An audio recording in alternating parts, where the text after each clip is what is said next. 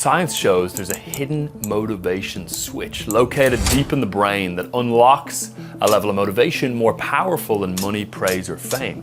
One that practically forces your brain to crave doing the hard work you keep putting off. I'm Rian Doris, co-founder and CEO of the Flow Research Collective, and along with my partner, Stephen Kotler, we've taught thousands of professionals how to access flow states at will. Now picture this. You've set your alarm early, determined to start the day right, but when it rings, you hit snooze repeatedly. Last night's enthusiasm has already evaporated and the blanket weighs you down like a concrete slab. The day ahead feels like an enemy to avoid instead of a challenge to conquer. At your desk, the cursor blinks and your to-do list stares back at you. You know you should work, but something inside you just won't cooperate. Lunch comes and goes, you tell yourself you'll start soon, but the afternoon finds you lost in distractions, chasing trivial tasks, while the important ones loom large and untouched. And the day ends, and the weight of what you didn't accomplish settles in. As you put your head on the pillow, you feel the sting of disappointment, having fallen short of the potential you know you're capable of one more day. If you've experienced this sort of depletion in drive, know this: you're not lazy.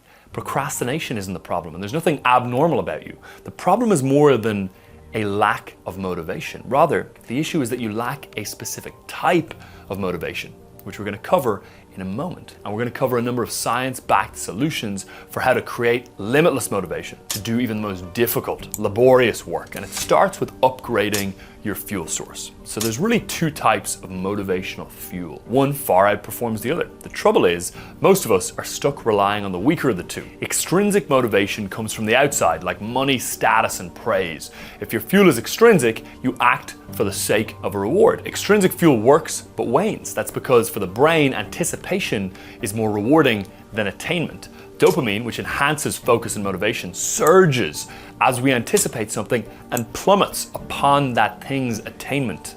Think of extrinsic rewards like fossil fuels. They come from forces outside your control, offering only a temporary boost, and unfortunately, they eventually run out. Intrinsic motivation, on the other hand, comes from one's inside. It's made up of elements like curiosity, purpose, and mastery. If your fuel is intrinsic, you act for its own sake and win with or without an external reward. You listen to the song to enjoy the song, not to finish listening to it. So think of intrinsic motivation more like fusion energy, the dominant source of energy for the stars within our universe. It's self-sustaining and long-lasting and incredibly efficient. Intrinsic fuel works better than extrinsic fuel, and it compounds. It makes hard work easy, leading to an upward spiral of skill development and access to flow state, that optimal state of consciousness where we lose ourselves in deep immersion within our work. Extrinsic motivation can get you started, but it's intrinsic motivation that keeps you going. Think of it like this: a rocket needs an extra booster engine to launch, but once it hits escape velocity, the booster falls off and it can cruise on its remaining engines. So how do you upgrade your fuel source? Well, it starts by focusing on the 5 intrinsic motivators: curiosity, mastery, autotelicity, purpose, and autonomy. And I'm going to show you how to dial up each of these intrinsic motivators for profound, unstoppable levels of motivation. Now, I first felt the deep pain of a lack of intrinsic motivation in my early 20s. Back in Ireland, I was on the academic path, wanting to pursue a PhD in neuroscience, researching optimal states of consciousness. And in my first few years on this path, I had enormous, insatiable drive. But as time went on, something began to shift. My drive started to wane wildly. Some days I was reasonably driven, but more commonly, the days started to feel like an endless grind, and I scratched my head, wondering what the hell was going on here. And one day, while doing some research with my current business partner, Stephen Kotler, he sent me a breakdown of the intrinsic motivators. The first one being curiosity. Curiosity is the insatiable itch to learn everything you can about your work. Without it, work ends when you leave the office. With it, work is like reading a book you can't put down. For me, on this academic path to this PhD in neuroscience, my curiosity was actually really high. It was all I could think about. I was gobbling up podcasts on the topics of peak states of consciousness. I couldn't stop reading about them and couldn't stop talking about this stuff to my friends. So when I read about this intrinsic motivator in Stephen's breakdown, I was confused about why my drive was so flat. Then I read about the next intrinsic motivator, which is purpose. Without purpose, you're in the proverbial rat race, trading your life for a paycheck in some faceless company that exists just to make money. When purpose is present, you're willing to make sacrifices because the work is a cause you care about. And this resonated with me tremendously. On the academic path, my purpose felt really high. I was so passionate about what I was researching, knowing that if we could figure out more about consciousness itself, we could elevate the quality of the human experience for so many people on Earth. But I kept reading about the other intrinsic motivators, wondering at this point why my drive was flat, if curiosity and purpose were high for me. The next one was mastery. Mastery is the pursuit of excellence and continuous improvement. Without this drive, you do just enough to get the job done. With it, you're like a musician who keeps practicing even after the concert's over. And here I realized, wait a second, my mastery drive is low. I can't endlessly improve my ability to do the activities within my academic work. As I read about the mastery motivator, I thought, maybe this is why my drive is low. Then I came across the fourth intrinsic motivator, autotelicity, which is the love for the activities you do at work. Autotelicity is derived from Greek words meaning self-purpose. It refers to activities that are rewarding in themselves, done for their own sake, rather than for an external reward. With it, you're like one of those programmers you see in the movies who just cannot stop programming because they love the activity of coding in and of itself. Without it, you're like an attorney who can't stand the actual activity at the core of their work, reading trial cases. That was me within academia. I didn't like designing studies. I didn't like crunching spreadsheets of data that was gathered from participants. And I realized that even though I loved the topic I was studying, with my curiosity drive being high, and I found plenty of purpose in it with my purpose drive being high, the actual activities that I did day to day, hour to hour, I hated. It's one thing to love the idea of a field, it's another to love the daily work it involves hour to hour. So my autotelicity was low too, and it was now becoming clear why my drive was sapping down.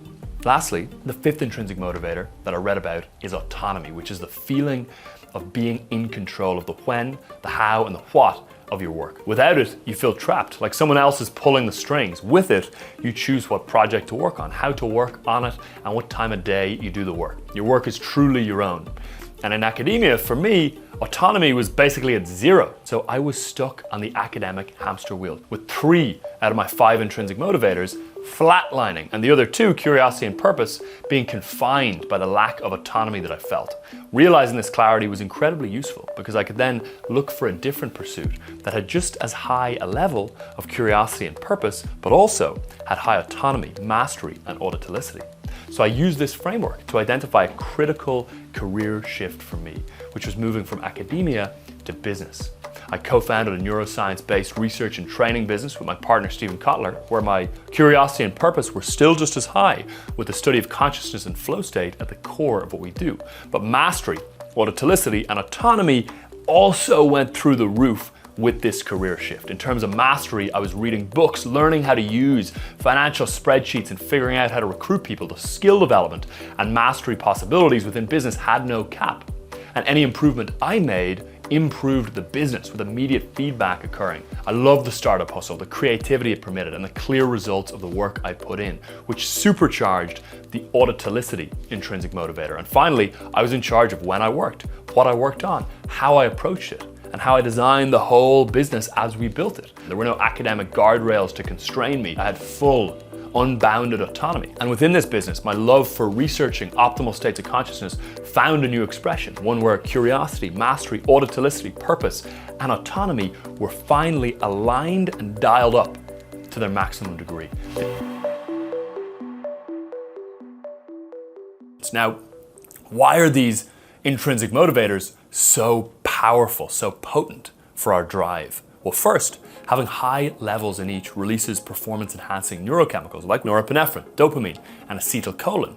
And they also lower cognitive load. Both of these mechanisms enhance focus and drive flow state, this optimal state of consciousness where we feel our best and function at our best. And within flow, you get an additional cascade of neurochemistry. Endorphins, serotonin, anandamide, and even oxytocin in group flow states flood the brain. Now here's the crazy part. The intrinsic motivators get you into flow, they do, but flow itself then compounds your intrinsic motivation. This means that a virtuous cycle can begin, where the more motivated you become, the more flow you get. And since flow is the epicenter of intrinsic motivation, it compounds your motivation even further, leading to more flow. And on the cycle goes. Once you can get in the vice grip of this virtuous cycle where intrinsic motivation is feeding flow and flow is feeding intrinsic motivation, you become unstoppably driven. This is why titans of industry like Elon and Bezos can sustain extreme motivation for multiple decades straight. You see this in every field though.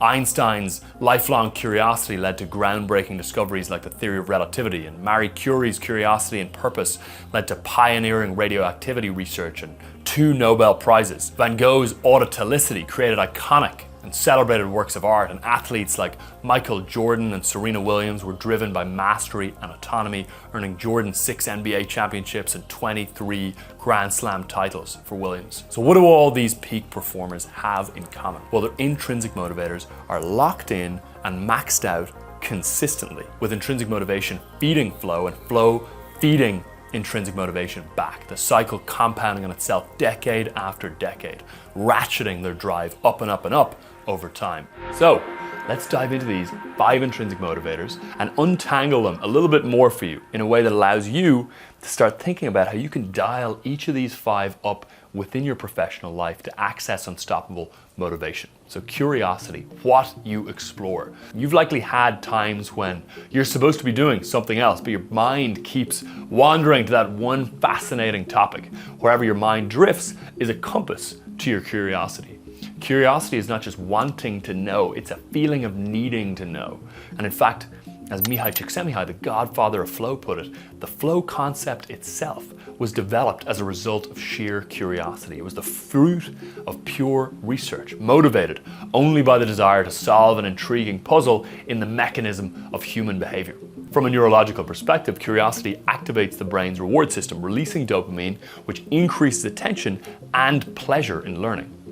Mastery, what you improve. This is the ability to endlessly improve at what you do. If you've ever gotten really into a sport, one of the things that wrapped you up within it was likely the thirst to be better today than yesterday. That's mastery. Ever rewatch that killer presentation that you absolutely crushed just to analyze your craft? Or spent an evening journaling, breaking down a recent project's successes and failures? You don't just want to relive the win, you want to understand how to make the next game even better. So mastery is about skill acquisition, and it releases dopamine and endorphins, the biochemical markers of progression. These neurotransmitters set up a feedback loop that enhances focus. As skills improve, we seek out greater challenges, leading to an upward spiral of growth and engagement.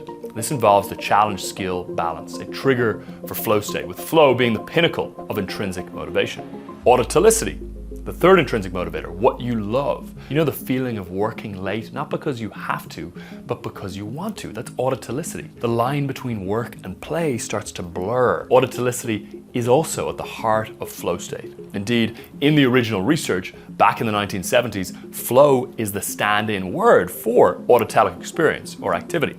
As Csikszentmihalyi observed in the flow state subjects that he studied, with high autotelicity, you behave as if what you're doing is the most important thing in the world. The fourth intrinsic motivator, purpose, is what you impact. Purpose takes autotelicity and applies it to a bigger cause or mission beyond yourself. It's the belief that what you do with your work, within those activities that are autotelic for you, contributes to something bigger, something outside of yourself. You've probably had jobs that you were good at, maybe even passionate about, but something felt missing. You found yourself in a role where you question if any of it really mattered. Without a sense of purpose, your job is just a collection of tasks. The meaning found in purpose leads to greater persistence despite challenges. It makes your job not just a paycheck, but a mission. It's a neurochemical game changer too, ramping up levels of oxytocin and serotonin, key players in social bonding, mood stability, and long-term well-being. Autonomy, the final intrinsic motivator, is what you choose. Autonomy is that feeling of ownership, that sense of this is mine. Remember the freedom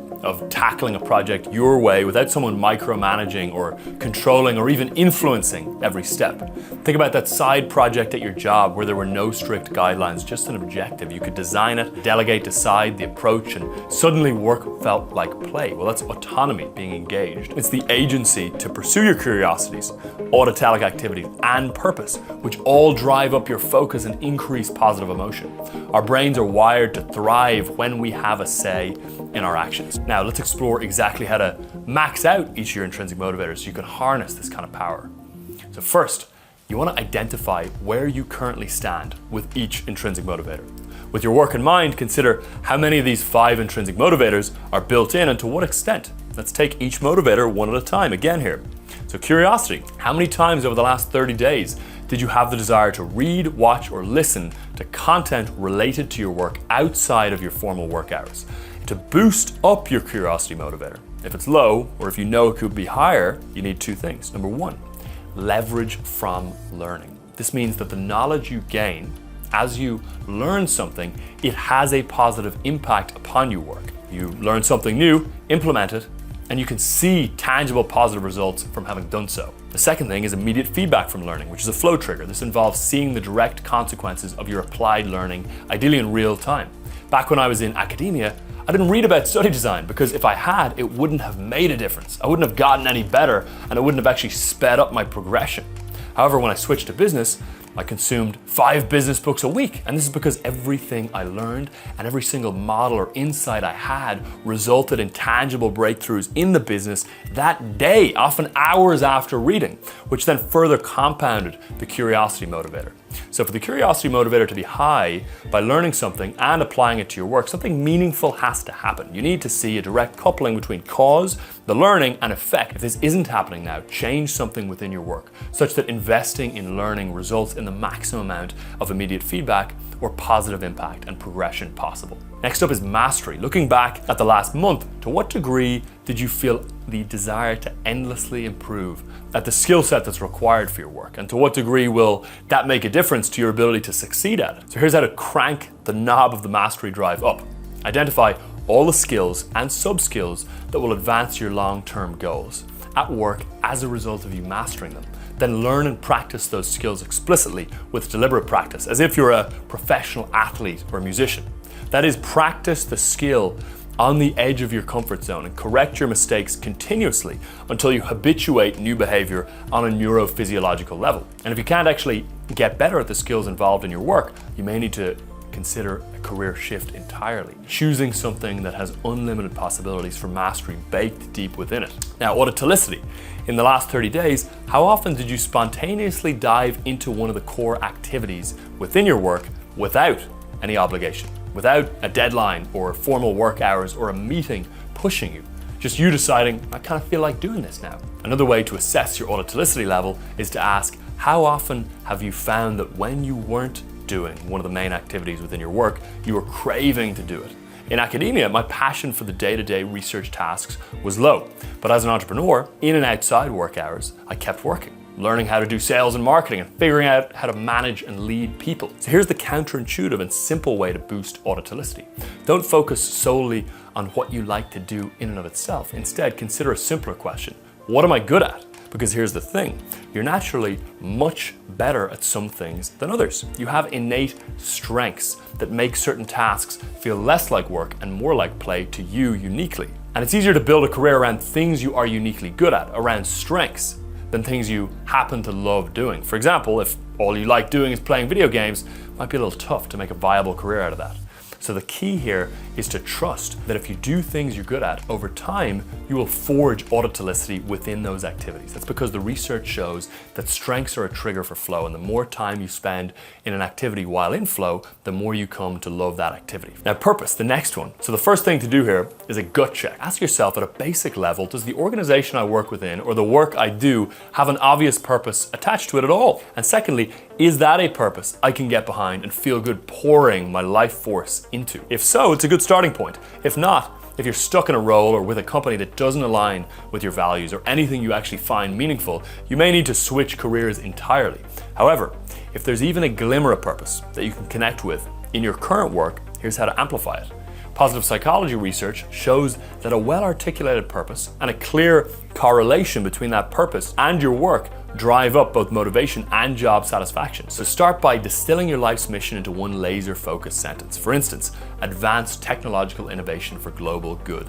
Then, every day, next to each work task, identify how it links to your purpose. And lastly, we've got autonomy. So think about, over the last 30 days, the degree to which the how, the what, the why, or the when related to your work felt like it was something in your control, something you chose. For example, could you decide whether to work on project A or project B, or choose whether to start your day in the morning or later in the afternoon? Could you work on it in your own way without being supervised or micromanaged? Now, there's two ways that you can increase autonomy. One way is perceptual, the other is literal. First, I want you to zoom out and swap the current context of your work into a context that you have owned and determined. That means making the kind of crappy, low autonomy job or role that you may have right now one part of a key step within a broader life trajectory, a life trajectory you are choosing and designing. Because even if the thing you're doing right now is low autonomy, by you embedding it within a bigger journey that you're shaping and controlling yourself, you boost autonomy in the present by making it a stepping stone to a broader stairs that you've designed. This makes a low autonomy role, like being a junior sales rep, higher in autonomy at the macro level, because all of a sudden you're learning the skills you need to start your business in 3 years' time, or whatever your life journey entails. Now, another counterintuitive way to increase autonomy is through exercisable autonomy, or what we like to call FU autonomy. You've heard of FU money, same principle here. Gain FU skills, an FU network, and FU knowledge. This will create a backdrop of choice, a backdrop of optionality that allows you to pursue other options at any given moment and thus thrive as a result of it. You can stop what you're doing and exercise this autonomy anywhere at any time. This takes the edge off whatever lack of autonomy you feel at work, because you know you can bounce and get something equally good or better at any moment. And the best part is, you don't need that much autonomy to boost this intrinsic motivator. At work, most of your work doesn't require autonomy, but you need a high degree of autonomy within a narrow part of it. So focus on the smallest part of your work life that you can control without question. And outside of work, spend an afternoon per week on something you do fully own. It's really all the autonomy you need, and it's doable to land that amount of autonomy. So start with whichever intrinsic motivator is lowest and then juice it up. Raising one motivator can give you the energy required to raise the rest. If you measure each motivator on a scale of 1 to 10, the goal is to boost each intrinsic motivator by 5 points per year until you hit 50, where you're maxed out on each of the 5 intrinsic motivators. And then you want to sustain at that level. But you do want to know that these won't always remain in balance. You'll always be upgrading your motivational stack based on what your work requires, or the natural ebbs and flows and shifts that occur within your working life. And as you upgrade your motivational fuel source from extrinsic to intrinsic, you make it easy to pinpoint the reason for dips or surges in your motivation. If I ever find myself wanting to lounge in bed in the morning for multiple days in a row, I know it's because something is off within my intrinsic motivational stack, because even through illness, grief, and life's natural turbulence, when my motivations are aligned, I'm eager to engage with work every day. Eventually, you'll be able to check in to each of these 5 intrinsic motivators as easily as you can feel your own heartbeat, and course correct as needed. And when you upgrade your fuel source like this, you end up going to bed so excited to wake up in the morning that you feel like a kid on Christmas Eve. And working hard becomes irresistibly easy. Like a video gamer, you can solve complex problems for hours on end, exerting like crazy, yet feeling no conscious effort. On top of that, as intrinsic motivation increases, extrinsic motivation actually dissipates, which is a good thing. That's when the magic happens, because extrinsic motivation can make you a slave to arbitrary success metrics, external rewards, the fear of failure. You also fall prey to feeling like you never have enough. Extrinsic motivation makes the journey to success a constant grind, turning every achievement into a short-lived high, quickly replaced by a new craving or worry. But once intrinsic motivation takes over, you become untouchable. The need for external sources of pleasure and happiness derived from outside variables starts to melt away, which makes you less likely to be manipulated by external rewards or to behave and make decisions influenced by things like money, status, and punishment. One way you can think about this is that you almost develop this Zen warrior-like trait, where you have the detachment of a monk with the engagement of a warrior. You're detached from the trappings of the external world, money, status, fame, but obsessed and engaged with the work itself, without being swayed by what others think or expect from you. And this is a sublime, imperturbable mode of consciousness, where you want nothing but the desire to be in flow, engaging in the work itself. As the godfather of flow, Mihaly Csikszentmihalyi put it, this is autotelic motivation because its goal is primarily the experience itself, rather than any future reward or advantage it may bring. This state of self-containment makes you increasingly immune to the types of suffering that derail so many lives.